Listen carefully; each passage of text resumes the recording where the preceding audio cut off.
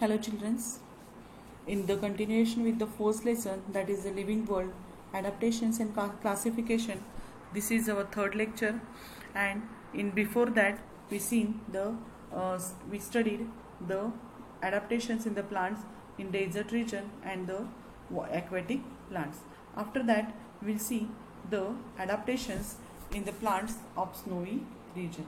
If you see these plants, you will understand that its structure is like a cone. Its structure is like a cone.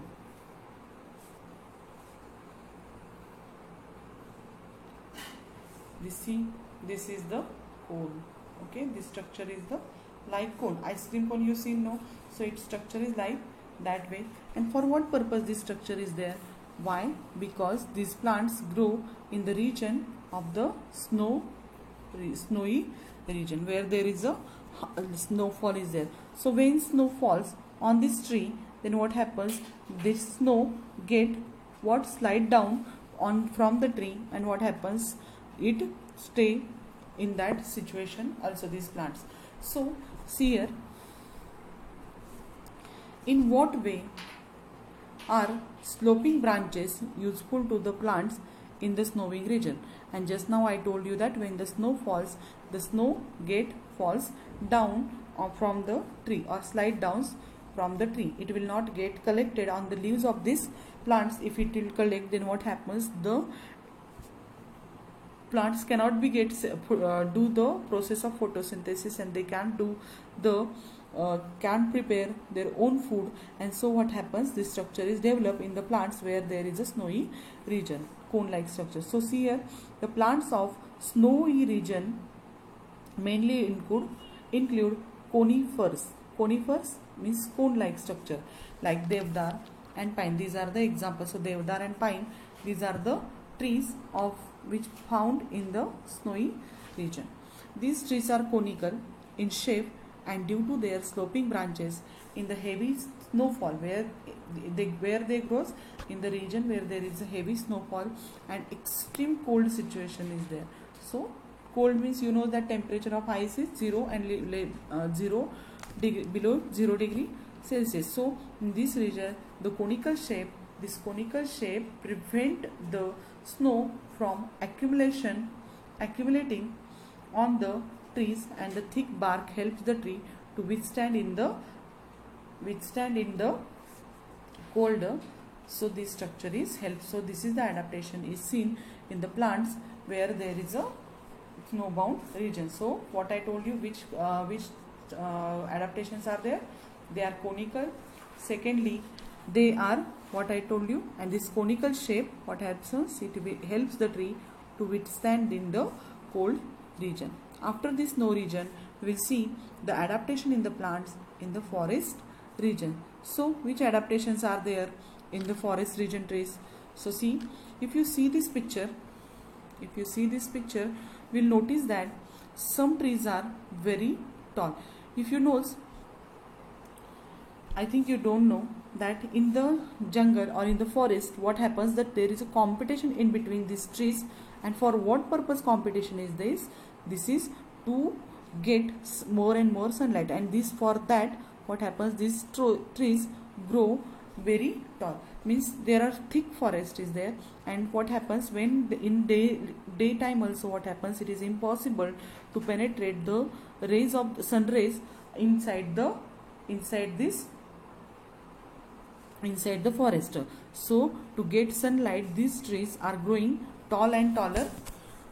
This grows very tall. If you see this picture, this tree is very tall, okay, as compared to the others. This is also tall. So there is a competition of there is competition for to get sunlight. What happens? They grow very tall. So see here, what is the given here? A varieties of plants, adaptations in the plants of forest region. So a variety of plants, trees, shrubs, herbs are found in the forest. Means this all kinds of the trees are found in the forest. So these trees are, what happens? These are some are small, some are tall, and there is a competition for sunlight. I told you before only, these plants compete amongst compete. They are compete means what happens, they are doing the competition amongst themselves, but for what purpose they are doing the competition? To get the sunlight.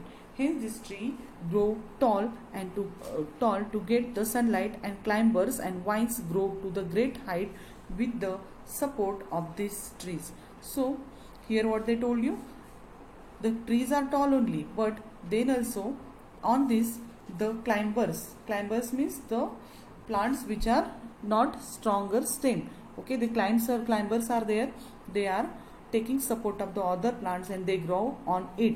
Vines means also what happens, vines and climbers means same structure they are having with the support of the tree, spring like tendrils. If you see, some plants have this type of structure on their roots, on their stem. So this type of spring like structure is there. Sorry, suppose this is the stem, so this type of structure is seen on his, so that structure is called as a tendrils. If you see some plants like bitter gourd, bottle gourd, they have these types of tendrils on their leaves. Suppose this is a stem, then what happens, there is this type of spring like structure is there, and this is called as a tendrils.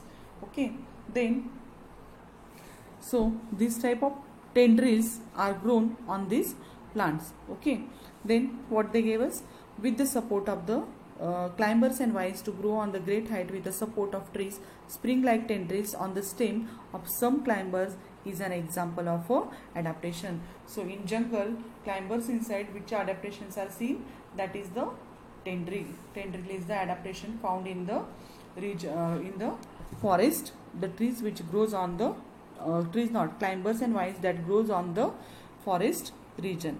Okay, then so in this what we see, that there is a competition amongst themselves for what, to get the sunlight. So they are tall, so this is the adaptation. So in the jungle, the forest region, trees shows the adaptation in their height, so they are very tall. And again the climber shows the adaptation in the tendrils, they are getting the support of these trees, and what happens, they grow on the tall trees. If you see this picture, I'm going to zoom it, you will see that see here, these climbers are there, they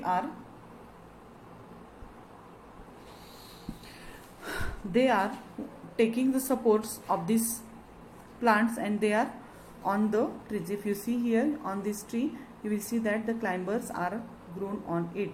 Okay, it is not the exact same, stem is covered with the climbers. Okay, now we will move towards the adaptations in the grassland plants. So what is the given here? See here, the diverse type of bushes, grasses are found in the grassland. Grassland means where there is a small height, the plants are not so tall, so like grass it is there, so they are called as a grassland plants. So fibrous roots, you know that if you see grass has a fibrous root, means these roots are, suppose this is the stem, suppose this is stem, and the roots are growing in under the soil. So what happens, this is the fibrous structure, this type of roots are present, and this is called as a fibrous root, means it is like a fiber, like hair our. Okay, and tap root means what happens, one root is there, and for this one root some other roots are growing, so these roots are called as a tap root, and this is called as a which root, that is the fibrous root, and this root is present inside the plants, those are growing inside in this grassland region. Okay, then afterwards, so fibrous root of grasses prevent soil erosion. Grasses in the equatorial region are very tall. Equatorial region, where there is our equator, that region is called as equatorial region, and from that region grasses are very tall. These grasses are tall, but where there is a equatorial region. Animals like tiger, elephant, deer can remain hidden in these grasses. Means this type of animals, even elephant can hide behind this grass. So you can understand that how tall is this grasses. So what, this elephant is heighted, so it can hide means it is very tall. However, grasses in the cold region are very short. Where there is a cold region, from that region the grasses are very short. Animals like rabbit are found in such a grasses, means it is very small grasses are there, and because of it what happens, the rabbit is get hidden inside it. Vast meadows are found in the hilly areas as well as the plains. Okay, so for you the word meadows is the new one. The meadows is the new word. What is meadows? The grass which is grown for the grazing. This grass is called as a meadows, means it is not so tall and not so short. So these kinds of grasses are called as a meadows. So which adaptations we can see in the adaptation in the grassland plants? When in equatorial region there is a very tall grass is there. Where there is a other places, cold region inside, very short grass is there. Okay, and thirdly in the on plain region, plain means the what we are saying, plain land, and in that places meadows are there. Meadows means what I told you, the grass grows for the grazing. Okay, so these types of adaptations is seen in the grassland plants. Okay, now moving towards observe and discussion, we will see here. Observe and note down the adaptation in the parts of the plant like potato, groundnut, yam, water hyacinth, aloe, acacia, carrot, onion, beet, bitter gourd, grapevine, etc., and other plants in our surrounding. Okay, so you have to observe with these plants and you have to tell how it is, what is adaptations are found in these types of plant. So in short I will explain you that. First we will discuss about the potato. So potato, actually what we are thinking, potato is growing inside the land, so it may be fruit, but actually potato is not a fruit, it is a stem. Just keep in your mind, potato, ginger, then afterwards potato, ginger, these are the stem. Onion is also stem, because if you see the onion, what happens, it's below roots are there. So potato, ginger, onion, then after garlic, these are the stems. Okay, so this is the this adaptation, means potato is a stem and there is adaptation in the stem for this potato. Afterwards, so potato, I told you that potato is a modified stem. What we are thinking, actually it grows under the ground, so we are thinking that it is a part of the root, but it is a part of a stem. Groundnut, this groundnut is the, actually its pods, groundnut, that seeds are there inside the pods, and that seeds pods take the color of the soil, which is take means exact not the, it becomes darker because of this soil whichever it grows. But if we grow it in the faint soil, then its color is faint, and if we grow in the dark soil, its color is, the pod's color is dark. After that, the next it is the yam. Yam means what?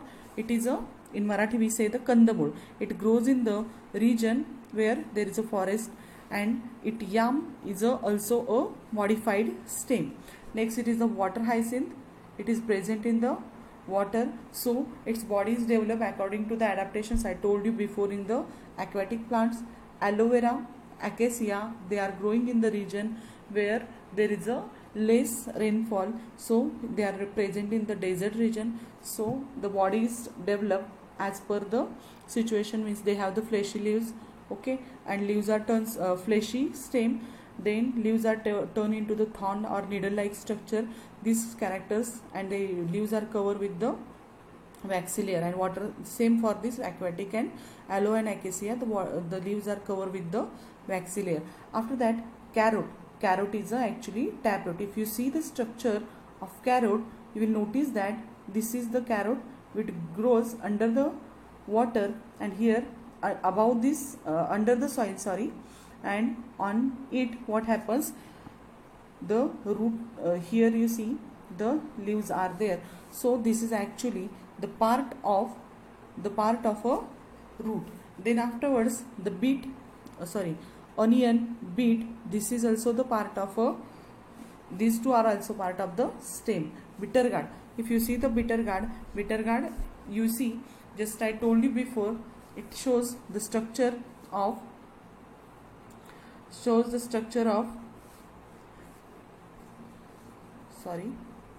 it shows the structure like tendrils are present on this bitter gourd plant, and grapevine, it takes the support for growing. Okay, these adaptations are seen in the plants where in these plants. After that we will see the adaptations for the egestion of food in the plants. So egestion means what? To take food from the plants. Egestion means to take the food inside the body. So if you see this plant carefully, this is a part of a plant shown carefully, you just observe it carefully, it is Cascata, and if you see this, the green color part is there, no, this green color part is the actual part of the original plant or the host plant. This is the host plant, but this yellow color thread like structure, if you see here, these all are the yellow color structures. This yellow color structure, it is actually not the part of this host plant, it is the Cascata. Okay, it is the Cascata, and it does not prepare his own food. So what happens, it grows on any another host plant, and whatever food is prepared by these plants get digested, food get absorbed by this Cascata, and it grows, it lives. So this comes under the adaptation for egestion of food in plants. Okay, we will see in details now. Most of the plants anchored in the ground and are autotrophic. What is the most of the plants? Which here they told you most of the plants are anchored. Anchored means what? Get what? Attached to the anchor means to hold it firmly the soil or ground, and these plants are autotrophic, means they are preparing their own food.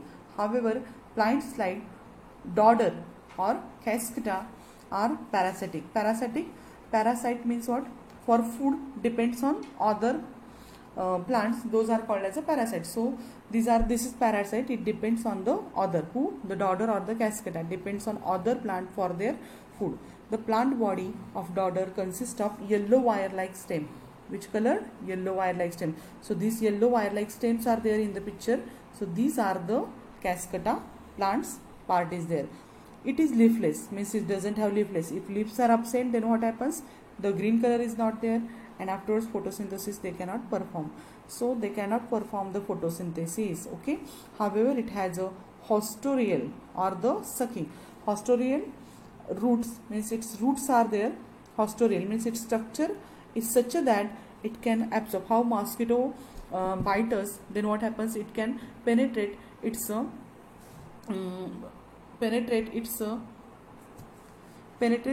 proboscis in our body, and blood it sucks from our body. Same way, this Cascata plant also has a sucking.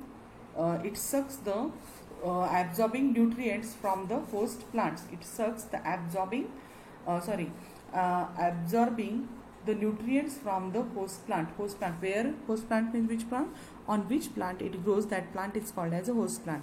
These roots penetrate up into the conducting vessels. So in this plant inside where there is a conducting vessel, till that what happens, this hostorial Cascata or dodder penetrate its yellow colored part of the plant, and these roots penetrate up to the conducting vessels of the host plants to absorb the water and the food. Isn't it the very interesting information for you? Yes. So say they are absorbing. So for egestion of the fluid, this plant, that is Cascata, what happens? It has that wire like structure. It has a hostorial roots. Which kind of root? That is important. Hostorial or sucking roots are adapted in these plants. Why? Because they cannot perform the photosynthesis because of absence of leaves. Okay. Then next part is the fungi do not have the chlorophyll. Fungi do not have the chlorophyll. So if the chlorophyll is absent, what they will do? They will depend on the other plants for their food. So they cannot perform the photosynthesis. So they are not performing the photosynthesis. They obtain food from the starchy foodstuff like bhakri and bread. They have root-like fibers for the absorption of the food. Okay. Now that I explained you before only, now we will see the next part, that is the next it is the Venus flytrap. It is very interesting plant. If you see these plants, then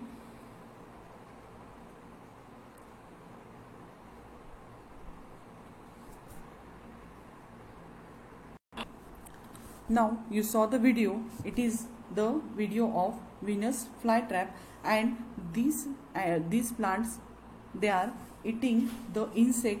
You know that these are the insect eating the plants or the animal eating plants. And why they are eating the animals? Because these plants grow in the region where there is a less nitrogen is present inside it. So these plants need nitrogen, phosphorus and the potassium for their growth.